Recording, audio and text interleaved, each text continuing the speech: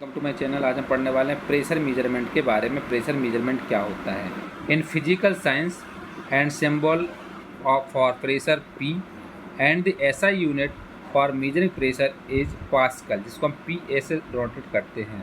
1 pascal is the force of 1 newton per square metre acting perpendicular on a surface. Other commonly used pressure units for starting and pressure level are PSI, मतलब pounds per square inch and bar. इसमें क्या है pressure measurement. Pressure measurement एक physical science होता है जिसका symbol होता है इसमें P। प्रेशर होता है जो एक फिजिकल साइंस होता है जिसको हम सिंबल P होता है। इसकी ऐसा यूनिट होती है पास्कल, जिसको हम PA से नोट करते हैं, क्योंकि 1 pascal force 1 newton per square metre या मीटर स्क्वायर के बराबर होता है। सो अदर कॉमनली इसका इस्तेमाल प्रेशर का क्यों होता है, स्टार्टिंग के लिए हो जाता है, जो कि प्रेशर लेवल PSI होता है। PSI का मतलब होता है pounds per square inch and बार भी इसकी यूनिट होती है। अब इसमें आता है प्रेशर मेजरमेंट में सबसे पहले आता है मैकलोड डायनोमीटर। क्या होता है?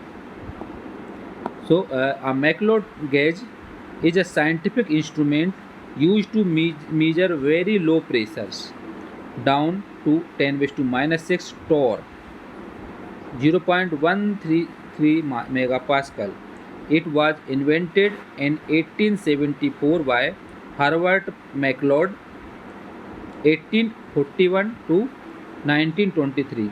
Macleod gauges were once commonly found attached to equipment that operates under vacuum. McLeod pyrometer जो होता है, मैकलोड गेज एक साइंटिफिक इंस्ट्रूमेंट होता है जिसका इस्तेमाल हम सबसे वेरी लो प्रेशर के मेजर करने के लिए भी इस्तेमाल कर सकते हैं। जो सबसे कम प्रेशर है उसको भी इसके द्वारा मेजर कर सकते हैं मैकलोड गेज के द्वारा। ये 10⁻⁻⁶ टोर या फिर 0.133 मेगा पास्कल का प्रेशर भी मेजर कर सकता है। इसको जो सबसे पहले यूज़ किया गया था, इसको किसने बनाया था? 1874 में हर्बर्ट मैकलोड के द्वारा ये दिया गया था।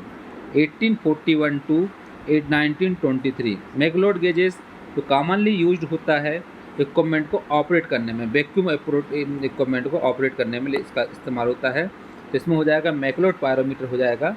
McLeod gauge is a scientific instrument use to measure very low pressures down to 10⁻⁻⁶ torr, 0.133 megapascal.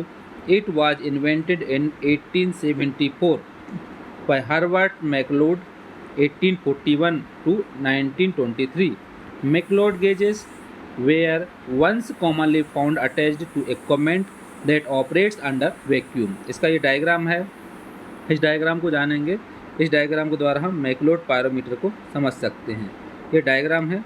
इस डायग्राम में जो होता है क्या क्या होता है, सबसे पहले यहाँ पर एक मेजरिंग स्केल होता है और इसमें एक हमारे पास सील्ड मेजरिंग कैपिलरी ट्यूब होता है और यहाँ पर एक बल्ब होता है और यहाँ पर कट ऑफ पॉइंट होता है और यहाँ पर एक थ्रेड बोल्ट को इसमें टाइट किया जाता है। जब इसको थ्रेड बोल्ट को टाइट किया जाता है, इसमें पिस्टन अटैच होता है और पिस्टन के द्वारा मरकरी पर इस पर प्रेशर पड़ेगा। मरकरी प्रेशर पड़ने के बाद इसके द्वारा हम मेजरमेंट कर सकते हैं। इसके नाम समझेंगे पार्ट। सबसे पहले ये जो होता है ये मेजरिंग स्केल होता है जिसमें 0, 1, 2, 3, 4 इस टाइप से रीडिंग दी जाती है। इसकी जो भी इसमें निकलेगा वो इसकी हाइट कहलाएगी। ये जो होता है ये वाला पार्ट, इसको हम बोलेंगे sealed measuring capillary. Sealed measuring capillary है ये। और ये इसमें भरा हुआ है वो क्या है? कंप्रेस्ड गैस है। इसमें जो फिल है कंप्रेस्ड गैस है। ये इसमें होता है, ये बल्ब कहलाता है।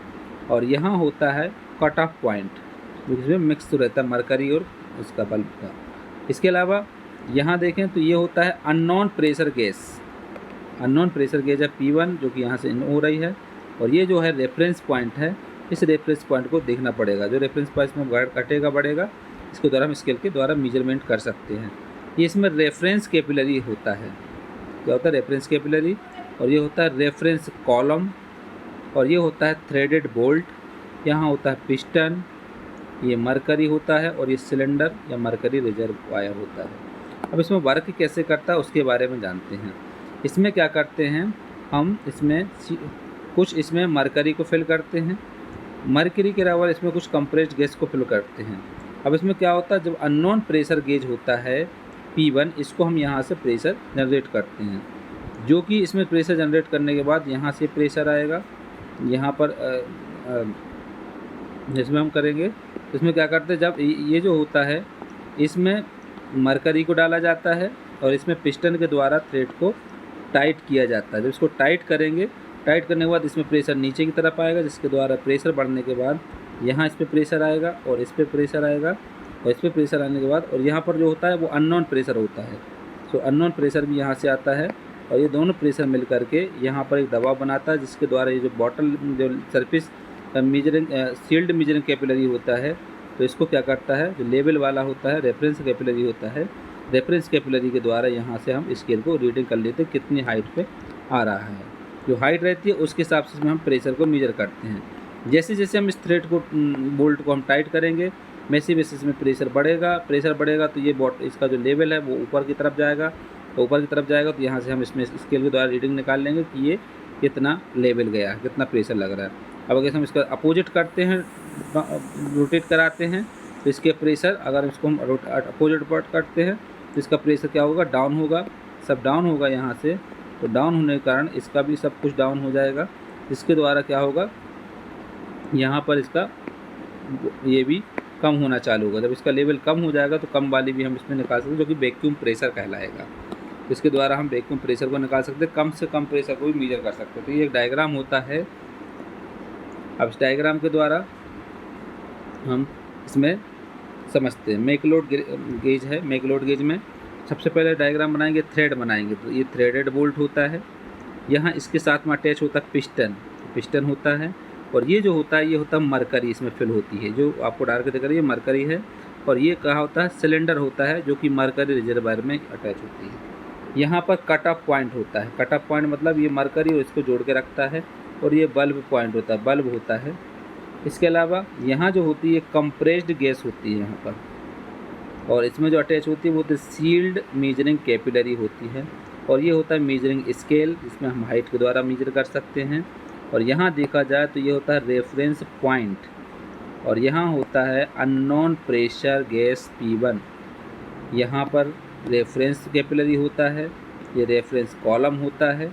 इस टाइप से हम इनके बारे में जानते हैं। ये डायग्राम होता है McLeod pyrometer.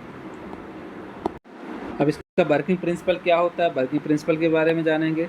The working of McLeod gauge is used based on Boyle's law. The unknown vacuum pressure source is connected to the reference column and the pressure is applied. The level of mercury is adjusted so that it can at the opening or cutoff point. Now the unknown pressure P fills the bulb and capillary. Working principle इसका क्या होता है, जो McLeod gauge होता है इसका main working principle होता है बॉयल्स लॉ के द्वारा। बॉयल्स लॉ पर चलता है, जिसमें एक अननोन वैक्यूम प्रेशर हम जनरेट करते हैं, कनेक्ट होता है, और जब इसमें बोल्ट के द्वारा अप्लाइड फोर्स करते हैं तो उसके जो मरकरी होता है, मरकरी के द्वारा उसका एडजस्टिंग होता है, जिसके द्वारा उसकी रेफरेंस लाइन से आता है। रेफरेंस लाइन के द्वारा हम इसमें स्केल के द्वारा मेजरमेंट कर सकते हैं। इसका मेन वर्किंग प्रिंसिपल होता है। तो the working of McLeod gauge is based on Boyle's law. The unknown vacuum pressure source is connected to the reference column and the pressure is applied. The level of mercury is adjusted so that it at the opening or cut-off point. Now the unknown pressure P fills the bulb and capillary. अब हम जानते हैं McLeod gauge के applications कौन कौन से होते हैं। It is typically used in scientific research, vacuum technology and other specialization applications requiring high precision pressure measurement. जो काफ़ी बारीकी से प्रेशर मेजरमेंट करना हो, इसमें मैकलोड गेज का इस्तेमाल किया जाता है। इसका इस्तेमाल साइंटिफिक रिसर्च में किया जाता है, वैक्यूम टेक्नोलॉजी में किया जाता है, एंड अदर स्पेशलाइजेशन एप्लीकेशंस भी इसके होते हैं। ये इसके एप्लीकेशंस होते हैं मैकलोड गेज की।